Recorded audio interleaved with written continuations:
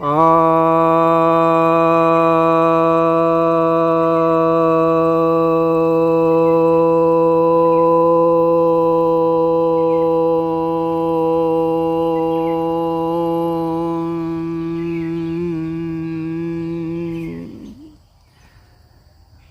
भक्तजनों को सब प्रेम नमन। भक्तों, आज मैं आपको नारद भक्ति सूत्र के चतुर्थ अनुवाक के 30वें सूत्र की व्याख्या करने जा रहा हूँ।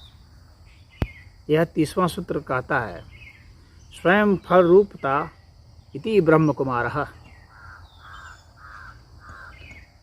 अर्थात यह जो भक्ति है यह स्वयं फल रूपा है और यह जो है ब्रह्म कुमार यानी नारद कह रहे हैं।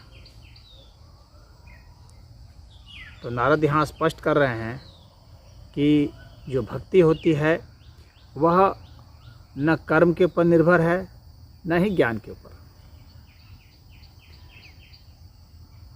बल्कि स्वयं वह पर्याप्त है। इसके पिछले सूत्र में देखा था कि अन्योन्याश्रय संबंध कुछ भक्त बता रहे थे, लेकिन यहाँ नारद जी कहते हैं कि भक्ति अपने आप में ही पूर्ण है, क्योंकि भक्ति ही जो है ज्ञान को उत्पन्न करती है और वह ज्ञान जो है कर्म को उत्पन्न करता है। तो मूल रूप से भक्ति ही है, तो वह अपने आप में फल रूपा है, भक्ति ही फल देने वाली है। सिर्फ कर्म कर करके हम प्रेम उत्पन्न नहीं कर सकते। बहुत ज़्यादा मांजने से, घिसने से, उठा पटक करने से प्रेम उत्पन्न नहीं होगा। प्रेम तो बस हो जाता है। और अगर रीजन से प्रेम होगा तो वह उसको प्रेम नहीं कहेंगे, वह प्रेम नहीं होगा। वह कुछ न कुछ तार्किक, कुछ न कुछ व्यापारिक, कुछ न कुछ उद्देश्य को लेकर के ही होगा। उसको लोग प्रेम कह देते हैं। आखिर आप सोचते हैं, फिल्म की हीरोइन है, उसे क्यों नहीं कभी किसी दरिद्र भिखारी से, अपंग भिखारी से प्रेम होता है। वो सदैव जो पैसे वाले लोग हैं, प्रभाव वाले लोग हैं, पद वाले लोग हैं, उनसे ही क्यों होता है और उसको वो प्रेम करते हैं, लव मैरिज करते हैं। ये जो लव है, जो सामान्य रूप से समाज में देखने में आता है, ये बस गणना है अपनी आर्थिक स्थिति की, सामने वाले की आर्थिक स्थिति की और उनकी सामाजिक स्थिति की, अपनी सामाजिक स्थिति की, उनकी राजनीतिक स्थिति की, अपनी राजनीतिक स्थिति की, उनकी शैक्षणिक स्थिति की, अपनी शैक्षणिक स्थिति की। बस ये गणना है, एक मैचिंग है, प्रेम नहीं है। प्रेम में कोई गणना ही नहीं होती है। वह ज्ञान के ऊपर निर्भर नहीं होता है, वह कर्म के ऊपर भी निर्भर नहीं होता है। यदि वह ज्ञान और कर्म पर निर्भर होगा तो फिर वह प्रेम नहीं होगा, फिर वहाँ एक व्यापार होगा, सोची समझी योजना होगी। तो नारद जी यही कह रहे हैं कि वास्तव में जो भक्ति होती है वह ज्ञान और कर्म पर निर्भर नहीं होती है, बल्कि स्वयं ही ज्ञान उससे उत्पन्न होता है। शुद्ध भक्ति में जो ज्ञान उत्पन्न होगा वो वास्तविक ज्ञान होगा, वो जानकारी नहीं होगी। यहाँ पे में जानकारी नहीं है। ज्ञान का जो तात्पर्य है वह जानकारी से नहीं है, वह बोध से है।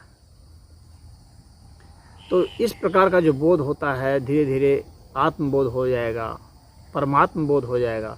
तो उस प्रकार के सारे बोध ज्ञान के तहत जो आते हैं वे मूलतः पराभक्ति के तहत ही आते हैं। और पराभक्ति के तहत आने के कारण ही नारद जी ने कहा है कि ये फल रूपत्व आता है। यही फल रूप है, भक्ति ही फल रूप है। भक्ति से आप कुछ नहीं प्राप्त करते हैं, ज्ञान से आप कुछ प्राप्त कर सकते हैं, कर्म से आप कुछ प्राप्त कर सकते हैं, लेकिन भक्ति से आप सिर्फ भक्ति ही प्राप्त करते हैं। तो यह जो है, इसलिए नारद जी ने कहा कि यह जो है फल रूप है। कुछ कहते हैं कि इससे जो है हम ईश्वर को प्राप्त कर लेंगे, कुछ कहते हैं इससे जो है हम आत्मा को प्राप्त कर लेंगे। तो ऐसे लोग जो हैं वो भक्ति को नहीं जानते, वे कर्म को जानते हैं, वो ज्ञान को जानते हैं। साधना से भक्ति नहीं होती है।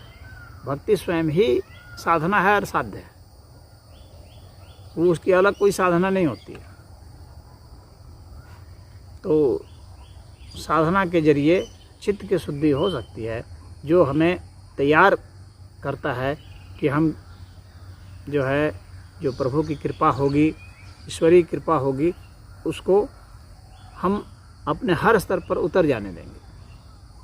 यानी शरीर के स्तर पर भी, चित्त के स्तर पर भी, अंतःकरण के स्तर पर, बुद्धि के स्तर पर, विवेक के स्तर पर, प्रज्ञा के स्तर पर, हर स्तर पर हम उसे उतर जाने देंगे। यही साधना की जो है उपलब्धि है और खासियत है। तो भक्ति के लिए वह एक भूमि तैयार करने का तरीका है जिसमें भक्ति उतर जाए। साधना का यही मतलब है कि भक्ति उसमें उतर जाए, और साधना से ईश्वर लाभ नहीं होने वाला। ये सदैव जो है ईश्वर प्रणिधान से ही संभव है, जैसा कि योग सूत्र में पतंजलि जी भी कहते हैं। तो भक्ति सूत्र में ये नारद यही कह रहे हैं कि यह जो है यही साधना है, यही सिद्ध है, यही राह है और यही मंजिल है। कुछ और नहीं पाना है। पाने की जो कामना होती है कि अब यहाँ से हम सफ़र करके वहाँ चलेंगे, इसका मतलब है कि उसकी उपलब्धि यहाँ पर नहीं है। कार्य कारण का संबंध जब हम करते हैं तो इसका मतलब होता है कि उसकी उपलब्धि वहाँ पर नहीं होती है, वह वहाँ मौजूद नहीं होता है। जिससे मुझे ईश्वर को पाना है, इसका मतलब है कि ईश्वर मुझे अभी प्राप्त नहीं है। इसका मतलब है कि जिस स्थिति में मैं हूँ, इस स्थिति में ईश्वर अनुपलब्ध है। जबकि ईश्वर के विषय में तो यही है कि वह हर समय, हर वक्त, हर जगह उपलब्ध है। तो फिर उसका कहीं अभाव नहीं है। तो फिर हमको चल के कहाँ जाना है? कहीं नहीं जाना है। बस अभी हम जहाँ हैं, जैसे हैं वैसे हो जाएं। पूर्णतः हम पूर्णतः वर्तमान में हो जाएं, वही प्राप्ति होती है शुद्ध रूप से, वही फल होता है शुद्ध रूप से। बस हम रास्ता छोड़ दें, रास्ते में नहीं भटके, मंजिल में नहीं भटके, मंजिल छोड़ दें। तो हम रास्ता छोड़ दें और मंजिल छोड़ दें। बस जहाँ है बस वहीं रुक जाएं, जैसे हैं बस वैसे हो जाएं, हो गया। ज्यों की त्यों धर धीनी चदरिया, चदरिया झीनी झीनी बिनी रे चदरिया, ये ऐसा कबीर ने कहा है। तो यहाँ पर नारद जी वही कह रहे हैं कि हमें भक्ति को किसी साधन के जरिए, किसी कर्म के जरिए, किसी ज्ञान के जरिए, जानकारी के जरिए पाने की जरूरत नहीं है। वो पाया ही नहीं जाता है। भक्ति को सिर्फ भक्ति से ही पाया जाता है। यही ब्रह्म कुमार यानी नारद कहते हैं। नारद जी अपने को ब्रह्म कुमार के रूप में यहाँ संबोधित किए हैं। ब्रह्मा के वे मानसिक पुत्र माने जाते हैं।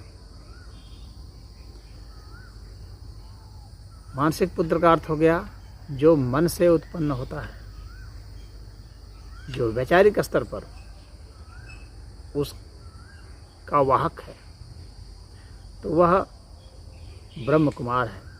जिसे ब्रह्म ज्ञान है वह ब्रह्म कुमार है। जिसे ब्रह्म का बोध है, इसे ईश्वर का बोध है। और नारद के विषय में है कि वो भक्ति में लीन रहते थे। और नारद इतने बड़े नाम हो गए कि उसके बाद वह एक गद्दी का रूप ले लिया, परंपरा का रूप ले लिया। बहुत लोग उनके नाम पर नाम अपना रखने लगे, जो उसी परंपरा के हुए वाहक।